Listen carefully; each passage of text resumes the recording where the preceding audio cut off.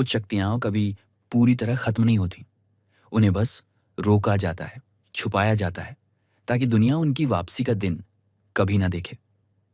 हिमालय की पहाड़ियों के बीच एक छोटा सा गांव था, जहां रात होने के बाद कोई घर से बाहर नहीं निकलता था। लोग कहते थे कि पहाड़ों के भीतर कुछ सो रहा है, कुछ ऐसा जो कभी देवताओं को चुनौती दे चुका था। हर तूफानी रात गांव में अजीब आवाजें गूंजती थीं। मंदिर की घंटियां अपने आप बजने लगतीं।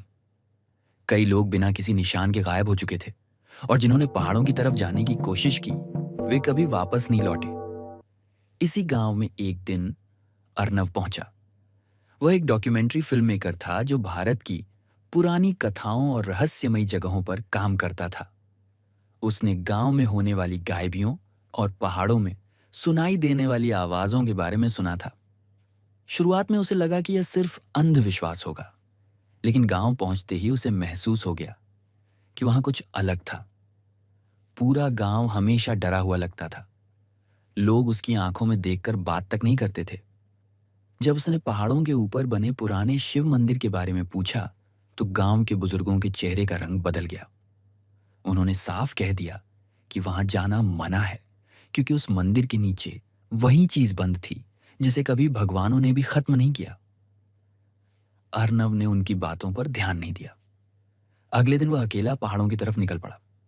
कई घंटों की चढ़ाई के बाद वह उस मंदिर तक पहुंचा। वह जगह पूरी तरह वीरान थी। पत्थरों से बना विशाल मंदिर आधा टूट चुका था। हर तरफ राख जैसे निशान थे, और मंदिर के बीचों बीच एक बहुत बड़ा पत्थर का दरवाजा बना हुआ था। उस दरवाजे पर सैकड़ों त्रिशूल गड़े हुए थे। संस्कृत में चेतावनियां लिखी थीं, और ऐसा लग रहा था जैसे किसी चीज को भीतर बंद रखने के लिए पूरी जगह को सील किया गया हो।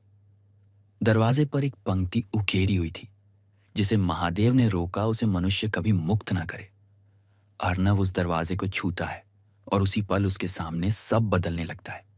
उसे सदियों पुराना समय दिखाई देने लगता है। एक विशाल साम्राज्य, युद्ध के मैदान, और हजारों सैनिकों के बीच खड़ा एक योद्धा। वह था बाणासुर, महाबली का पुत्र और भगवान शिव का सबसे बड़ा भक्त।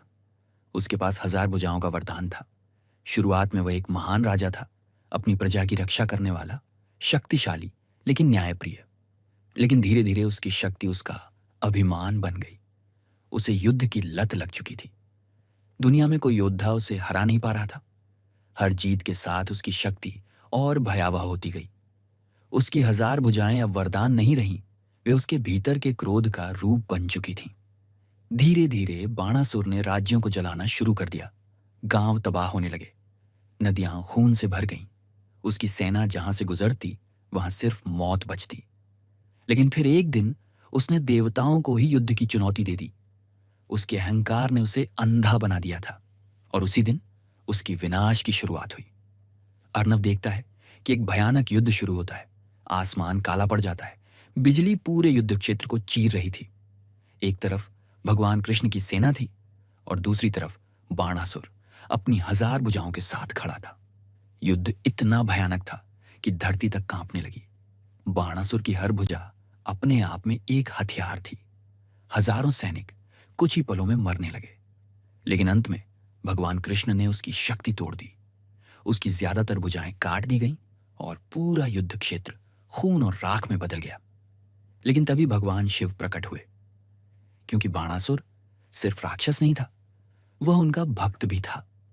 उसे मारा नहीं गया, बल्कि उसकी शेष शक्ति, उसका क्रोध और उसकी आत्मा हिमालय के उन्हीं पहाड़ों के नीचे बंद कर दी गई, जहां आज वह मंदिर खड़ा था। अर्नव अचानक वर्तमान में लौट आता है। उसकी सांसें तेज हो चुकी थीं। तभी मंदिर के भीतर जोर की कंपन शुरू होती है। त्रिशूल एक एक करके हिलने लगते हैं। पहाड़ों के भीतर से किसी विशाल चीज के हिलने की आवाज आने लगती है। बाहर आसमान में भयंकर तूफान शुरू हो चुका था। अर्नव नीचे गांव लौटता है, लेकिन अब सब बदल चुका था। गांव के कई लोग गायब थे। रात में पूरे पहाड़ के ऊपर विशाल काले हाथों जैसी आकृतियां दिखाई दे रही थीं। लोग अपने घरों में बंद थे। मंदिर की घंटियां लगातार बज रही थीं। तभी गांव का सबसे बूढ़ा आदमी अर्नव को एक सच बताता है। सदियों पहले जिन पुजारियों ने बाणासुर को सील किया था, अर्नव उन्हीं का वंशज था। उसी के खून से वह बंधन बना था और अब उसी की मौजूदगी से वह सील कमजोर हो रही थी। उस रात अर्नव फिर मंदिर पहुंचता है। तूफान इतना भयानक था कि पूरी पहाड़ी कांप रही थी।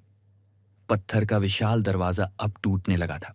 उसके पीछे से काला धुआं निकल रहा था और फिर पहाड़ों के भीतर से एक विशाल हाथ बाहर आता है, पत्थर जैसा भारी लेकिन जिंदा। उसके बाद दूसरा, फिर तीसरा। ऐसा लग रहा था जैसे पूरा पहाड़ किसी जीवित चीज में बदल रहा हो। अर्नव समझ चुका था कि अगर बाणासुर पूरी तरह बाहर आ गया तो सब खत्म हो जाएगा। वह मंदिर के बीचों बीच बने पुराने यज्ञ स्थान तक पहुंचता है, जहां सदियों पुराना अंतिम बंधन अभी भी मौजूद था। वह अपने हाथ को काटता है और अपना खून उस पत्थर पर गिरा देता है। जैसे ही खून पत्थर को छूता है, पूरा मंदिर चमक उठता है। त्रिशूल फिर से जलने लगते हैं। पहाड़ों के भीतर से भयानक चीख गूंजती है। विशाल हाथ धीरे धीरे वापस अंधेरे में जाने लगते हैं और अगले ही पल पूरा मंदिर टूटने लगता है। सुबह होने तक तूफान खत्म हो चुका था। गांव फिर शांत था, लेकिन अर्नव गायब था। लोगों को उसका कैमरा मंदिर के खंडहरों के बाहर मिला। उसके आखिरी रिकॉर्डेड वीडियो में सिर्फ अंधेरा दिखाई दे रहा था और उस अंधेरे के भीतर दो विशाल चमकती आंखें दिखाई दे रही थीं। You made it. Won't you tell me what to do? 'Cause I'm playing it all wrong.